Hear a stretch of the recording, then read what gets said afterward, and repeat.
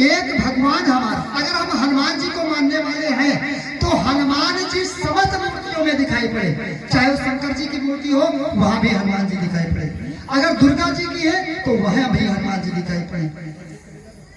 अगर हम शंकर जी को मानने वाले हैं तो शंकर जी हनुमान जी में भी दिखाई पड़ना चाहिए, शंकर जी दुर्गा जी में भी दिखाई पड़ना चाहिए।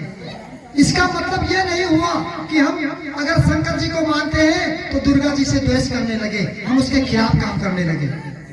इसका मतलब यह नहीं है कि हम गणेश जी को मानने वाले हैं तो लक्ष्मी जी का अपमान करना शुरू करें।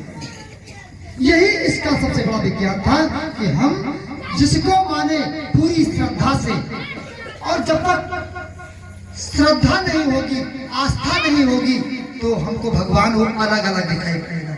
अगर जिस दिन हमारे भीतर वो भगवान बैठ जाएगा तो हमको सब स्थान पर वही भगवान दिखाई पड़ेगा।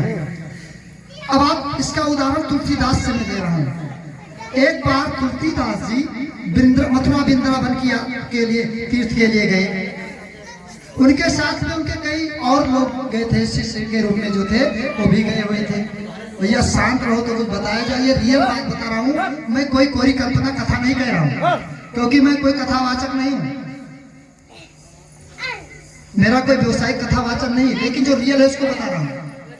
एक बार तुलसीदास जी मथुरा वृंदावन की तीर्थ यात्रा पर गए और उनके साथ में उनके और शिष्य थे। अब मैं आस्था की बात बता रहा हूँ, श्रद्धा की बात बता रहा हूँ क्या होती है। भगवान तुलसीदास की जो श्रद्धा थी, धनुष बाण लिए हुए भगवान राम पर थी। सबको पता है तुलसीदास जी भगवान राम के उपासक थे और उनको हर जगह पर वही धनुष बाण लिए हुए राम दिखाई पड़ते थे। लेकिन जब वो मथुरा वृंदावन गए तो वहां पर सारी मूर्तियां भगवान की चुकी हैं, जिनके हाथ में बंसी है, वो बंसी लिए हुए हैं, पीला दुपट्टा धारण किए हुए हैं, मुस्कुराता हुआ चेहरा है, मुकुट को धारण किए हुए हैं, मुस्कान की मुद्रा में है। अब तुलसीदास जिस भी मंदिर में जाते हैं उनका मस्तक नहीं झुक रहा है, बाकी शेष लोग सब प्रणाम करते हैं। अब लोगों को भ्रम हो गया, लेकिन तुलसीदास अपना मस्तक क्यों नहीं झुका रहे भाई, ये भगवान है। लेकिन तुलसीदास को आवश्यकता थी कि धनुष बाण लिए हुए राम हमको दिखाई पड़ जाए। उन्होंने जब लोगों ने सवाल किया तो उन्होंने यही बात कहा था कि तुलसी मस्तक तब नवे, तुलसी मस्तक जब नवे जब धनुष बाण लो हाथ। जिस मंदिर में पहुंचे कहा अगर मेरी सच्ची आत्मा है तो ये जो मूर्ति है धनुष बाण लेकर के प्रकट हो जाए और मैं वहीं पर सरेंडर कर दूंगा, समर्पण कर दूंगा।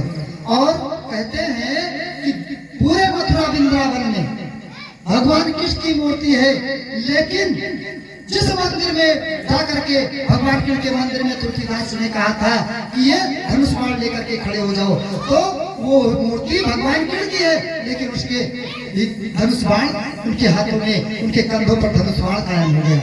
एक ही मंदिर है पूरे मथुरा वृंदावन में। तो ये आस्था की बात बता रहे हैं कि हमारी आस्था ऐसी है। कलश पूजन यही बताता है कि हम किसी भी भगवान को माने, लेकिन पूरी निष्ठा के, पूरी श्रद्धा आदर्श के साथ माने।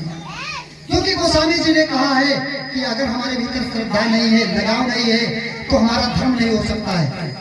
कहा है कि श्रद्धा बिना धर्म नहीं होई, और बिन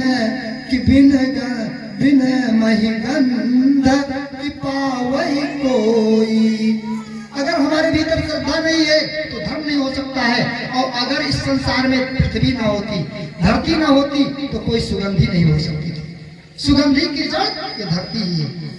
अगर धरती में माता ना होती तो दुनिया में कोई सुगंध जो हम सुनते हैं ना